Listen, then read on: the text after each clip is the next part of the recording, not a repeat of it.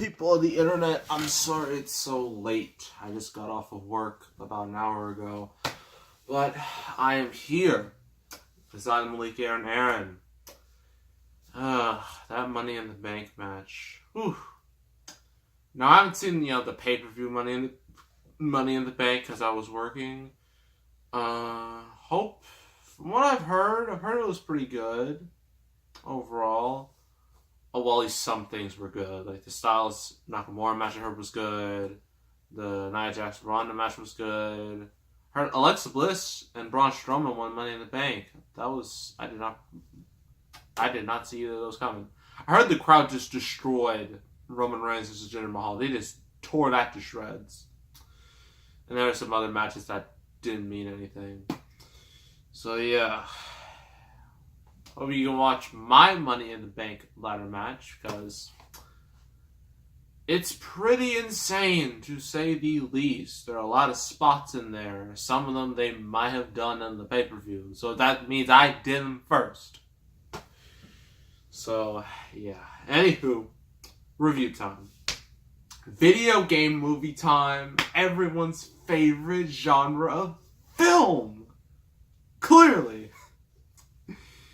A genre that's produced such classics as the Super Mario Brothers movie, the Street Fighter movie, Lara Croft Tomb Raider, House of the Dead, Alone in the Dark, Street Fighter: The Legend of Chun-Li, Prince of Persia, Angry Birds movie. Okay, Angry Birds movie wasn't all that bad. Max Payne.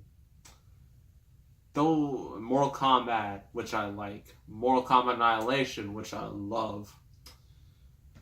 All those classics. And this one is no exception. We are doing Doom with Karl Urban and The Rock.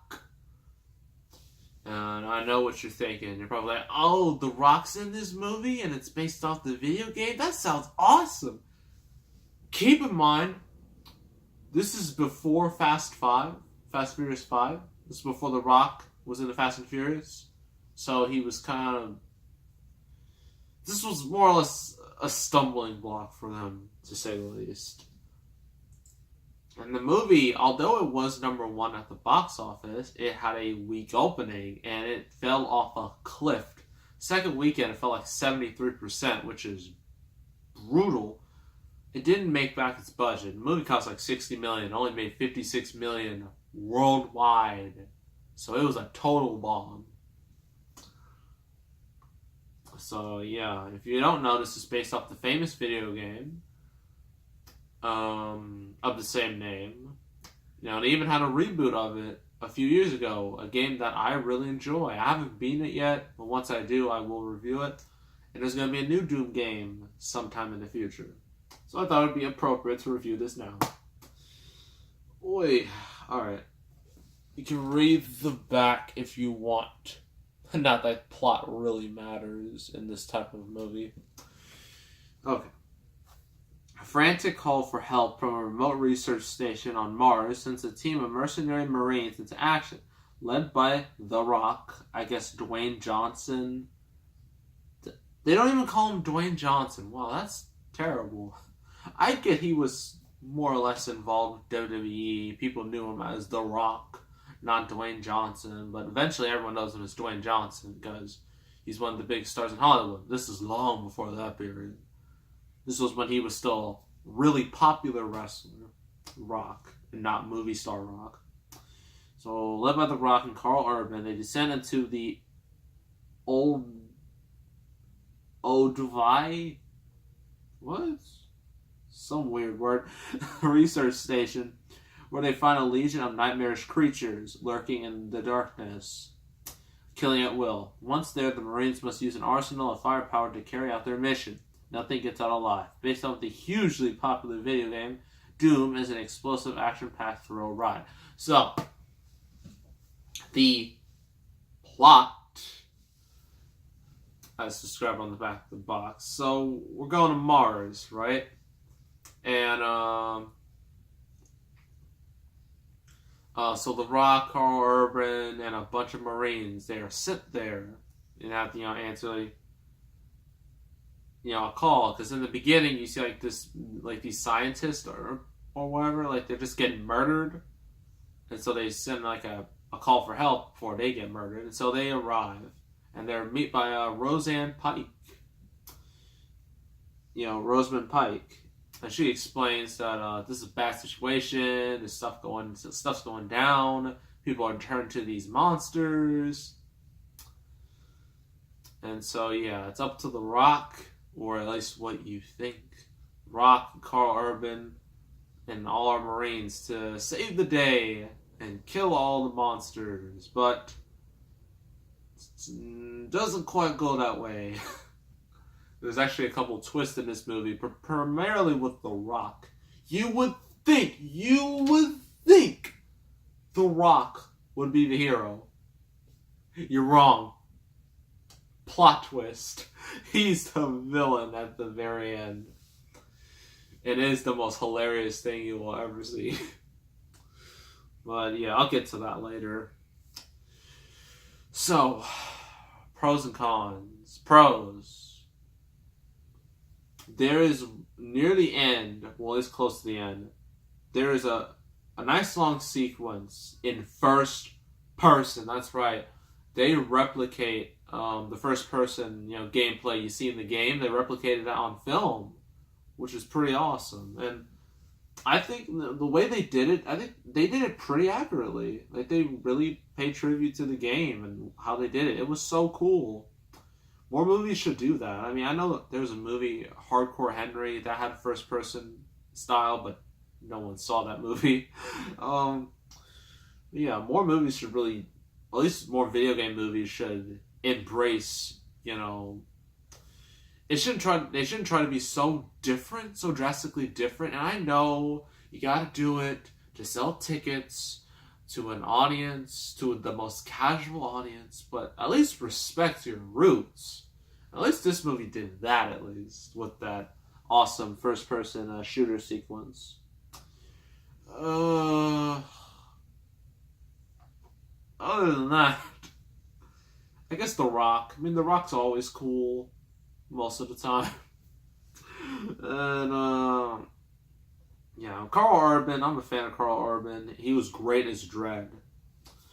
But, he was kind of lackluster. So was Rosamund Pike.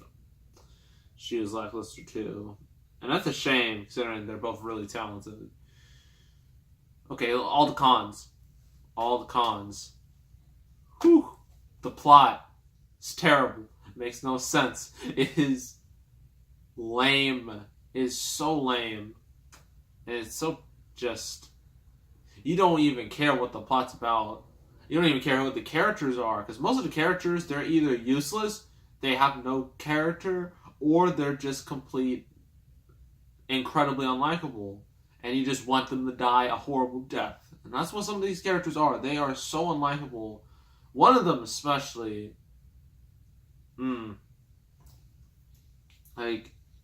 Sorry, that's on my eye. You look at him and... still there. You look at him and you're just like, I'm supposed to cheer for you? You're supposed to be the good guy? You're supposed to be on the good team? I doubt it. So, yeah. Characters are just terrible. They're just poorly written. I forgot one of the characters is just like in a futuristic wheelchair. It's not even a wheelchair. It's kind of like a stroller or something like that with like half his body. And the reason why is because there's this weird thing, like this weird gray, weird thing that's hovering around over the ground, and apparently you go into it and you get transported to Mars. At least that's what I think.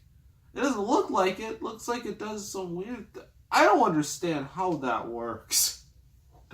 Anyone who's watched this movie, and I know there's not a whole lot of you out there, but anyone who's seen this movie, please explain how that going into the gray orb thing makes just transports you to Mars, because that the way they did it, it doesn't look like it. Yeah, it's weird.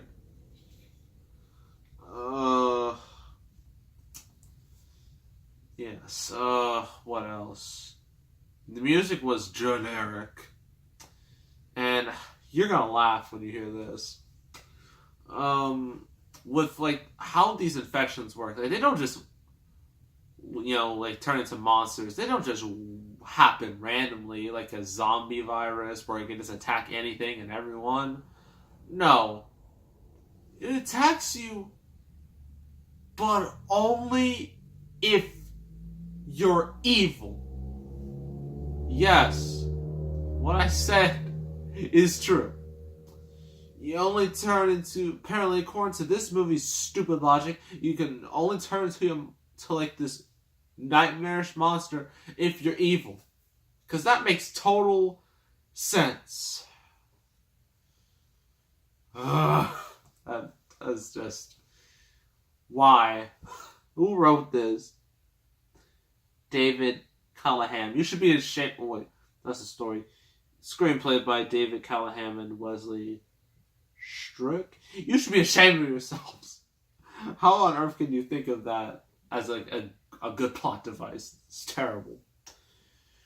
Oh, and also at the end, The Rock turns out to be like the last minute villain. He turns into a monster.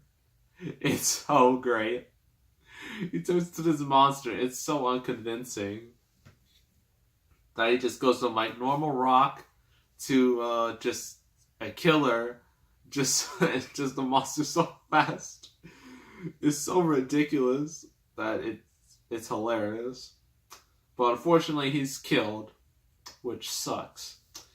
And then ends up like Carl Urban and Rosamund Pike surviving. And apparently, this was supposed to maybe set up a sequel, but of course that never happened because the movie bombed. So yeah. Ooh. Oh, this is not a good movie at all. Even The Rock himself has declared this movie terrible. He doesn't like it either. So, because of the first-person shooter experience, The Rock, the hilarious reveal of The Rock turning into a monster, I'm going to give this movie a bit of a break. Gonna give it a 3.5 out of 10. I could have given it a 3, but I decided to give it 3.5 because of those two things. Because they saved this movie from epic failure. The rest of it is just bad. Real bad. So yeah, don't watch this movie. If The Rock tells you that it's bad, then I highly suggest you don't watch it. So, yeah, don't watch this. Next review. Oh, I thought I was done with Star Wars, but apparently I'm not done with Star Wars. No, I gotta continue with the prequels. Only makes sense. We go to episode 2, Attack of the Clones, with one of the most cringe-worthy romances in the history of cinema, with Anakin being a total creep to Padme. He did it years before Edward did it to Bella in the Twilight movies. I know Twilight fans, those of you who are still out there, you're going to criticize me for that comment, but it's true. Edward is a stalker. He said to Bella, I like watching you sleep. If that's not a stalker, I don't know what is. So, yes, next review will be Star Wars Episode 2, Attack of the Clones, which should be very, very, very fun. I just hope we can get to Revenge of the Sith real soon. Because I've heard that one is actually good. So yeah, make sure to subscribe, like this video, leave a comment. I will see you all next time, and I am out.